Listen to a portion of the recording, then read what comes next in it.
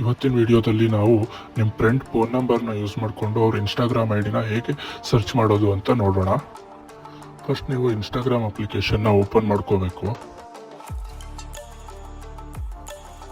Next profile option ಮೇಲೆ click ಮಾಡಿ. Next ಮೇಲ್ಗಡೆ 3 ಡಾಟ್ಸ್ ಕಾಣಿಸ್ತಾ ಇದೆಯಲ್ಲ, 3 ಡಾಟ್ಸ್ ಮೇಲೆ ಕ್ಲಿಕ್ ಮಾಡಿ. ನೆಕ್ಸ್ಟ್ ಅಕೌಂಟ್ ಸೆಂಟರ್ ಆಪ್ಷನ್ ಮೇಲೆ ಕ್ಲಿಕ್ ಮಾಡಿ. ನೆಕ್ಸ್ಟ್ ಇವಾಗ ಯುವರ್ ಇನ್ಫಾರ್ಮೇಷನ್ ಆ್ಯಂಡ್ ಪರ್ಮಿಷನ್ ಅಂತ ಆಪ್ಷನ್ ಇದೆಯಲ್ಲ, ಅದನ್ನು ಸೆಲೆಕ್ಟ್ ಮಾಡಿ. Next last one option upload contact ಅಂತ ಇದೆಯಲ್ಲ, ಅದನ್ನು ಕ್ಲಿಕ್ ಮಾಡಿ. ಇವಾಗ ನಿಮ್ಮ ಅಕೌಂಟ್ ಯಾವುದು ಆ ಅಕೌಂಟ್ನ ಸೆಲೆಕ್ಟ್ ಮಾಡಿ.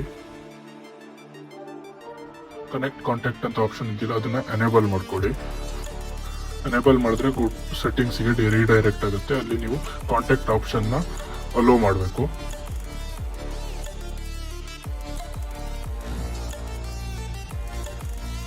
ಇವಾಗ ಪ್ರೊಫೈಲ್ ಆಪ್ಷನ್ ಕಾಣಿಸ್ತಾ ಇದೆಯಲ್ಲ, ಆ ಪ್ರೊಫೈಲ್ ಆಪ್ಷನ್ ಮೇಲೆ ಕ್ಲಿಕ್ ಮಾಡಿ.